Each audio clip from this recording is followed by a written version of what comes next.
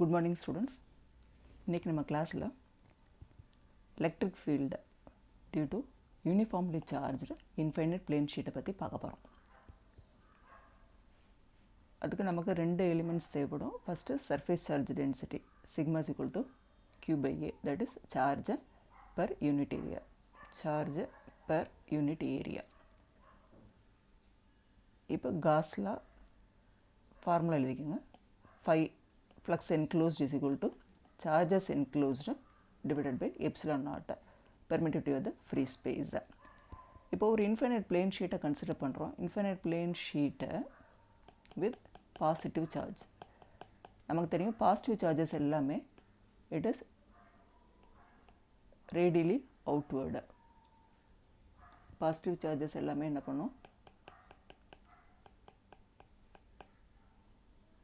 radially outward தான் move பண்ணும்.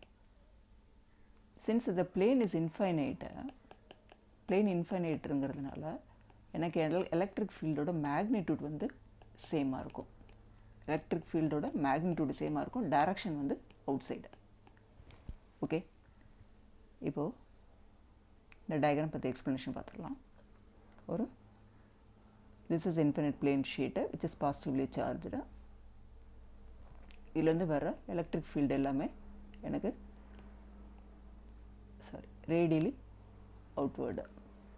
இது எல்லாமே எலக்ட்ரிக் ஃபீல்டு எல்லாமே ரேடியலி அவுட்வேர்டு. இங்கே இந்த சர்ஃபேஸு இந்த சர்ஃபேஸ் எல்லாமே ரேடியலி அவுட்வேர்டு. நான் அசியூம் பண்ணுற காஸின் சர்ஃபேஸ் இங்கே வந்து ஒரு பேரலோபிப்பட். சரி, பேரலோபிப்பட்ங்கிறது இட் இஸ் நத்திங் வித் ஒரு கியூபாய்டு மாதிரி இருக்கும். ஒரு ரெக்டாங்கிளோட 3D வெர்ஷன். ஓகே, பேரலோபிப்படை காஸின் சர்ஃபேஸை அசியூம் பண்ணிக்கிறேன். இந்த இன்ஃபினைட் பிளேன் ஷீட்டில் உள்ள சார்ஜஸோட சார்ஜ் டென்சிட்டி வந்து சிக்மா வந்து சர்ஃபேஸ் சார்ஜ் டென்சிட்டி அசியூம் பண்ணிக்கிறேன். இப்போது ஏரியா நமக்கு தெரியும். எனி ஏரியா, இப்போ சர்க்கிளாக இருக்கலாம், ரெக்டாங்கிளாக இருக்கலாம், ஸ்கொயராக இருக்கலாம், அதோட ஏரியா வந்து ஏரியா வெக்டர் வந்து அவுட் சைட் நார்மலாக இருக்கும். Direction of the area vector எப்பயுமே அவுட்வர்ட் நார்மல். இந்த பாயிண்ட் ஞாபகம் வச்சுக்கோங்க. ஸோ அவுட்வர்ட் நார்மல்னால் இந்த சர்ஃபேஸ்க்கு இது அவுட்வர்ட் நார்மல், இந்த சர்ஃபேஸ்க்கு இது அவுட்வர்ட் நார்மல், இந்த சர்ஃபேஸ்க்கு இந்த ஏரியா வந்து அவுட்வர்ட் நார்மல் இந்த பக்கம் வரும். ஓகேயா? இப்போ இந்த டோட்டல் காஸின் சர்ஃபேஸை நான் வந்து மூணாக செப்பரேட் பண்ணிக்கிறேன். ஃபஸ்ட்டு இது சர்ஃபேஸ் 1ன்னு அசியூம் பண்ணிக்கிறேன். இது சர்ஃபேஸ் 2 அப்படின்னு அசியூம் பண்ணுறேன். இந்த இதை சர்ஃபேஸு 3 எடுத்துக்கிறேன்.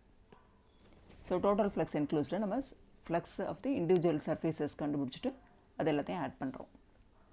இப்போ ஃபஸ்ட்டு சர்ஃபேஸ் வந்து இந்த லெஃப்ட்டு சர்ஃபேஸ் எடுத்துக்கிறேன். இந்த இடத்துல எனக்கு எலக்ட்ரிக் ஃபீல்டு எந்த டைரக்ஷனில் இருக்குது? அவுட்வேர்டு.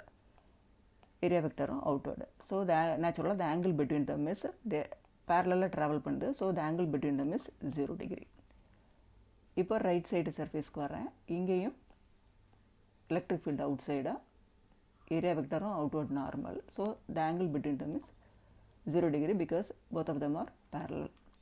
இப்போது இந்த டாப் சர்ஃபேஸில் ஒரு சின்ன போர்ஷன் எடுத்துகிட்டு நான் கன்சிடர் பண்ணுறேன். இங்கேயும் direction of electric field radially outward and area vector is outward normal. இந்த சர்ஃபேஸ்க்கு அவுட்வர்ட் நார்மலாக இருக்கும். இப்போது இந்த இடத்துல டிகிரி வந்து 90 டிகிரி இருக்கும். 90 டிகிரி, இந்த degree between DA and E வந்து 90 டிகிரி. டோட்டல் ஃப்ளக்ஸ் எப்படி கால்குலேட் பண்ணலாம்? Total flux phi E is equal to integral closed சர்ஃபேஸ்க்கு E dot E vector dot DA vector. இப்போது இந்த 3 ஏரியாவை பிரிச்சுருக்கோம் இல்லையா? இப்போ இந்த இடத்துல இது ஃபஸ்ட்டு இதுக்கானது இ டாட்டு டிஏ, இது செகண்ட் சர்ஃபேஸ்க்கு, இது வந்து தேர்ட் சர்ஃபேஸ்க்கு போட்டுக்கிறேன்.